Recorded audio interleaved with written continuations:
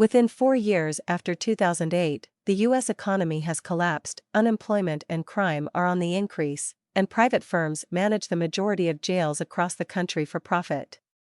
The film centers on Terminal Island Prison, which broadcasts Death Race to the globe via a famous online pay site.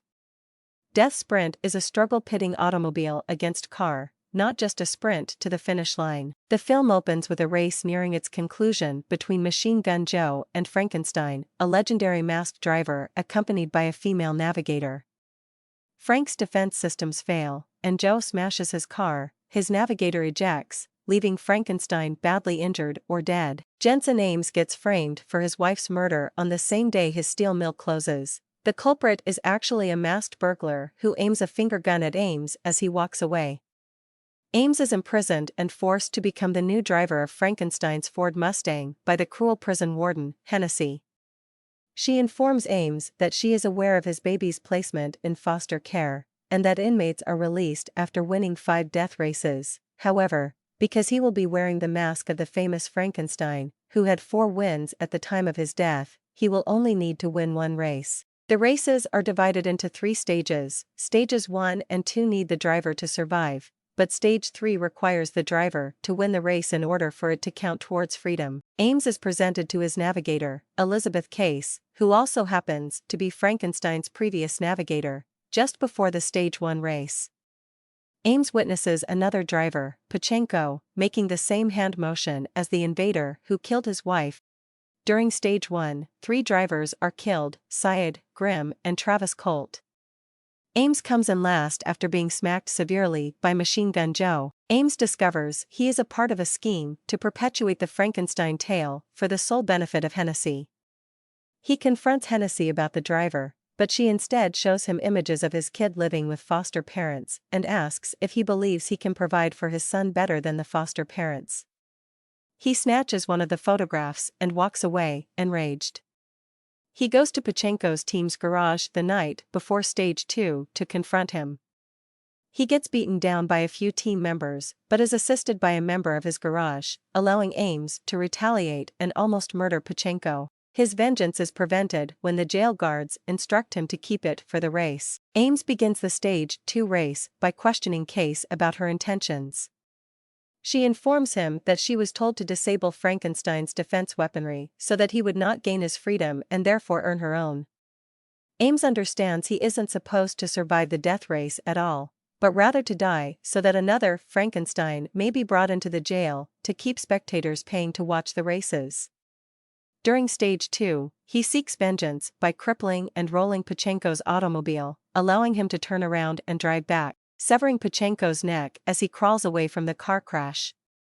5 drivers remain until 14K. Carson and Riggins are slain by the Dreadnought, Hennessey's secret weapon, an 18-wheel tank vehicle loaded with enormous machine guns that had been in construction for months. Ames and Machine Gun Joe successfully destroy the Dreadnought and complete Stage 2. Recognizing that Ames is aware of what is going on, Hennessey equips Ames' car with an explosive before the Stage 3 race as insurance that he does not reach the finish line alive. However, Ames comes up with his own plan after seeing a photograph of a wrecked billboard in a previous race provided by one of his crew members, and informs Joe that he and Frankenstein should meet. The Stage 3 race begins with just Frankenstein and Machine Gun Joe remaining. The race starts, and Ames quickly takes the lead. However, the odds are stacked against Ames since Hennessey has rigged the track to advantage Joe. Joe stays close to Ames' tail the whole lap, and as they reach the start of the second lap, Joe prepares newly additional missiles and shoots an RPG in Ames' direction. They appear to miss the automobile and instead strike the billboard at the track's first bend. Behind the broken billboard, it is apparent that the picture Ames saw was a passage to the bridge heading off the island to the mainland. Police vehicles and helicopters follow Ames and Joe onto the bridge. As the cruisers draw in on the 2 cars, Ames lets go of his exposed gasoline tank, causing it to explode and halt the pursuit.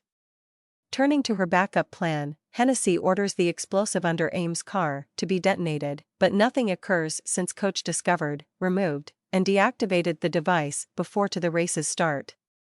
Joe and Ames separate as they flee past the bridge, and Hennessey directs the helicopters to focus on Ames. But he changes seats with Case when she informs him that Hennessey had already signed her release papers for her job, and she owed one to the old Frankenstein. He leaps from the automobile, fooling the helicopters into thinking he was still inside. Joe and Ames meet and take a train to depart, regretting Hennessey's ongoing presence.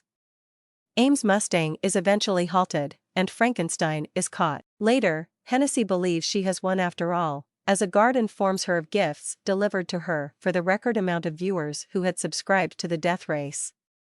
The dynamite that was placed on the Frankenstein car, however, is inside, and Coach blasts them up. 6 months later, Ames and Joe are working at a junkyard in Mexico when Case appears unexpectedly. Case sees Ames' kid, Piper, and the two men are delighted to see her. The film concludes with Ames expressing that, while he knows he isn't the best dad in the world, no one could love his son more than he could.